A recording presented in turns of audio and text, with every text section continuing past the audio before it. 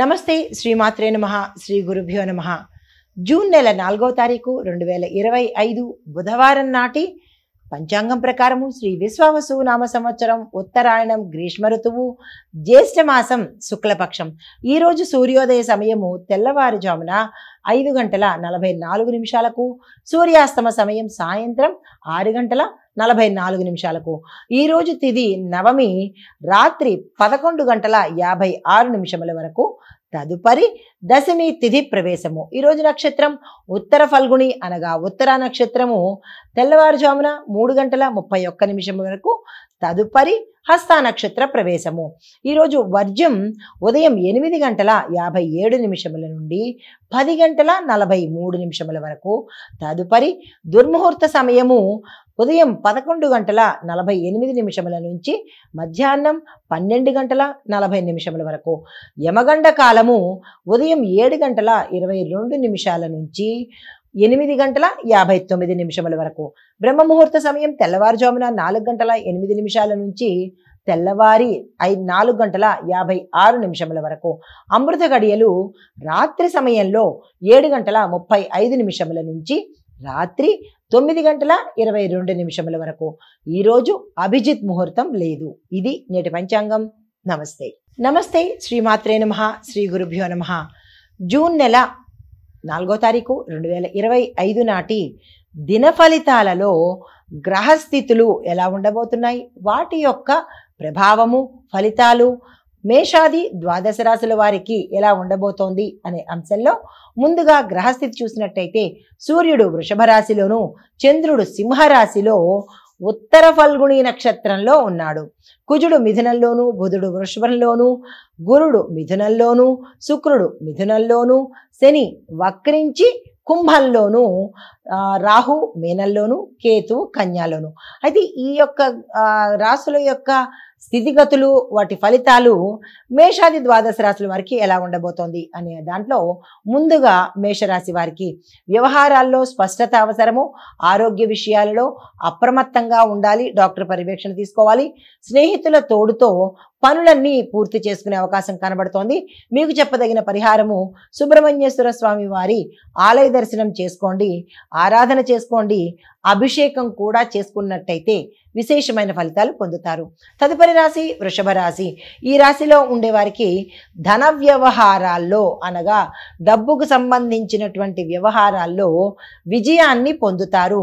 భూ వ్యవహారాలు ఏమైనా భూ తగాదాలు కానీ, భూ లావాదేవీలు కానీ, భూమి గురించి ఏదైనా ఉంటే కనుక కోర్టుల్లో కానీ విడిగా తగాదాల్లో ఉంటే కనుక మీ పక్షానికి వచ్చేటట్టుగా కనబడుతోంది. అయితే కుటుంబ సభ్యుల నుంచి మంచి మద్దతు కనబడుతుంది.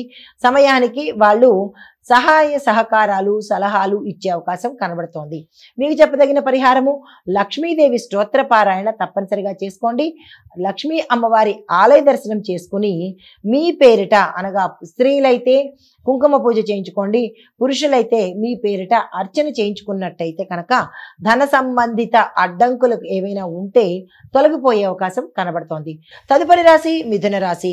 ఈ రాశిలో ఉండేవారికి అవకాశాలు చాలా ఎక్కువగా కనిపిస్తాయి. భాగ్యోదయ సూచనలు అంటే మంచి ఉన్నతమైన స్థితి కలిగేందుకు అవకాశాలు చాలా ఎక్కువగా కనబడుతున్నాయి. దానితో పాటు శుభ సూచనలు కూడా కనిపిస్తున్నాయి. వాయిదాలు ఏమైనా ఉంటే కనుక అవి పూర్తయిపోయే అవకాశం కనబడుతోంది. వాహన యోగం కనబడుతోంది, భూమి యోగం కూడా గోచరిస్తోంది. అయితే మీకు చెప్పదగిన పరిహారము విష్ణు సహస్రనామ పారాయణ తప్పనిసరిగా చేసుకోండి. నోటికి రాలేదు, మాకు చదవడం రాదు అని అనుకున్న వాళ్ళు అనంత, అచ్యుత, గోవింద అనే ఈ 3 నామాలే పెద్ద కష్టమైనవి కాదు కాబట్టి ఈ 108 సార్లు చదివే ప్రయత్నం చేసుకోండి. తదుపరి రాశి కర్కాటక రాశి. ఈ రాశిలో ఉండేవారికి ఆర్థిక ఒత్తిడి ఎక్కువ అయ్యేటట్టుగా కనబడుతోంది. గతంలో చేసిన అప్పులు కావచ్చు, చేబదులు కావచ్చు, తిరిగి ఇవ్వకపోవడం వల్ల వారు మిమ్మల్ని వేధించి వేదనకు గురి చేసే అవకాశము, తీవ్రమైన ఒత్తిడికి గురయ్యే అవకాశం ఎక్కువగా కనబడుతోంది. జాగ్రత్తలు తీసుకోండి. మీ యొక్క శ్రమ ఫలించి ఫలితాలు చేతికొచ్చేటట్టుగా గోచరిస్తోంది. బంధువులతో సత్సంబంధాలు మెరుగవుతాయి. వాహన యోగం కూడా గోచరిస్తోంది. విద్యార్థులు సక్సెస్ సమస్యను చూసుకుంటారు. దీంతో పాటుగా ఉద్యోగస్తులకు స్థాన చలనాలు కూడా ఎక్కువగా గోచరిస్తున్నాయి. దానికి తగిన ఏర్పాట్లు చేసుకోండి. తదుపరి రాశి సింహరాశి. సింహరాశి వారికి మానసిక ఉల్లాసము, మానసిక స్థైర్యంతో ముందుకు వెళ్లే అవకాశం కనబడుతోంది. వ్యాపార ఉద్యోగాలలో అభివృద్ధి, లాభము గోచరిస్తున్నాయి. పెద్దల ఆశీర్వాదము మీకు పనిచేస్తుంది. సమయానికి ఆదుకునే అవకాశం కూడా కనబడుతోంది. మీకు చెప్పదగిన పరిహారము సూర్య నమస్కారాలు తప్పనిసరిగా చేసుకోండి. సూర్య భగవానుణ్ణి ఉషోదయ సమయంలో అంటే సూర్యోదయ సమయంలో స్వామివారిని దర్శించి స్నానం చేసిన తర్వాత దర్శించినట్టయితే గ్రహ సంబంధిత దోషాలు ఏమైనా ఉంటే కనుక అవి తొలగిపోయే పరిస్థితి గోచరిస్తోంది. తదుపరి రాశి కన్యా రాశి. ఈ రాశిలో ఉండే వారికి తీర్పుల విషయంలో అప్రమత్తంగా ఉండాలి. అంటే న్యాయపరంగా తీర్పులు ఇచ్చేవాళ్ళు ఎవరైనా సరే జాగ్రత్తగా ఉండి తీర్పుని ఇచ్చే ప్రయత్నం తప్పనిసరిగా చేసుకోండి. విదేశీ అవకాశాలు స్టార్టింగ్ స్టేజ్లో ఉన్నాయి కాబట్టి అవి సక్సెస్ అయ్యే అవకాశం ఎక్కువగా గోచరిస్తోంది. కుటుంబంలో మార్పులు జరిగే అవకాశం విపరీతంగా గోచరిస్తోంది. ఆరోగ్యం పట్ల జాగ్రత్తలు తప్పనిసరిగా తీసుకోండి. మీకు చెప్పదగిన పరిహారము దుర్గా సప్తశతి అనే స్తోత్ర పారాయణ మీ నోటితో మీరు తప్పకుండా పఠించే ప్రయత్నం చేసుకోండి. తదుపరి రాశి తులారాశి. ఈ రాశి వారికి ఈ రోజు తీవ్రమైన ఒత్తిడితోనే రోజు ముగిసేలాగా కనబడుతోంది. అంటే ఈ రోజంతా మీరు తీవ్రమైన ఒత్తిడికి గురి అవుతారు. అది ఏ పరంగా అనేది మీకు మాత్రమే తెలుస్తుంది. కానీ ప్రతి ఒక్కరికి ఈరోజు తీవ్రమైన ఒత్తిడిని ఎదుర్కొంటారు. ఆత్మవిశ్వాసంతో మాత్రమే మీరు ముందుకు వెళ్లే పరిస్థితి కనబడుతోంది. కుటుంబంలో అలజడి, తగాదాలు, గొడవలు వచ్చే అవకాశం కనబడుతోంది. ప్రయాణాల్లో జాగ్రత్తలు తీసుకోండి. ప్రమాద సూచికలు కనబడుతున్నాయి.